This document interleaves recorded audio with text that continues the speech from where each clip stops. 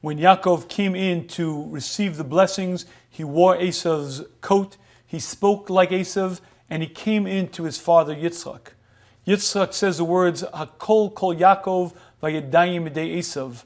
The appearance, the physical appearance is that of Esav. The coat is Esav's, but the voice is the voice of Yaakov.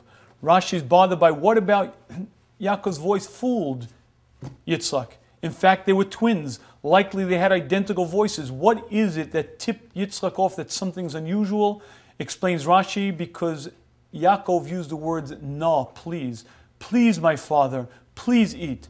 Please, my father, please drink. Those words, please, did not fit into the person of Esav. They weren't the normal vernacular, the normal words that Esav used. Yitzchak said, something's unusual here. It's Esav's outer garments, his exterior, but the language is not appropriate. It doesn't sound like Esav. This Rashi is rather difficult to understand. We know that the human being who reached the stellar heights in Kibbud Av in respecting his parents was Esav. The human being who treated his parents with the most love, devotion, and respect was Esav. If so, how is it possible that he didn't say no, he didn't say please? Apparently, on a regular basis, he was gruff. He spoke abruptly. He wouldn't say please, to the extent that when this person in front of Yitzchak is using such language, Yitzchak says something's unusual. How is it possible that Esav didn't speak that way when he so clearly respected his parents? And the answer to this is an understanding of human nature, and that is the essence of you comes out in conversation. Who you are is the way you speak. Esav was gruff. Esav was a tough individual, despite the fact that he respected his parents, despite the fact that he loved his parents. Who he was came out in his speech. No, please, Father, if it pleases you, were not the type of expressions he used, and therefore it didn't come out. When this man in front of Yitzchak used the words please, used fine language, there was something that tipped Yitzchak off because it wasn't Esav. And this is a very important lesson for life. Oftentimes we have the attitude that love will conquer all. Ask a young couple, what's going to make a beautiful marriage? The fact that we love each other.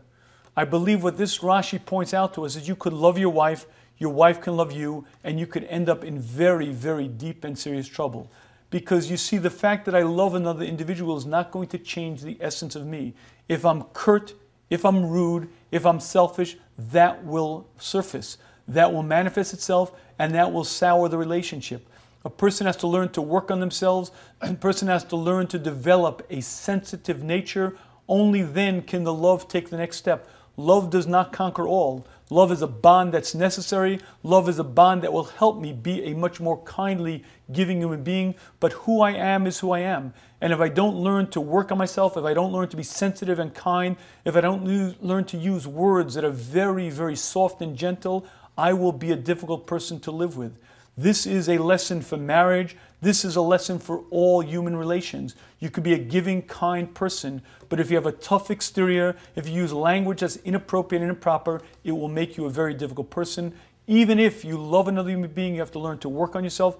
Only then can you be the type of person who it's actually enjoyable to be with, whose love comes through in all ways.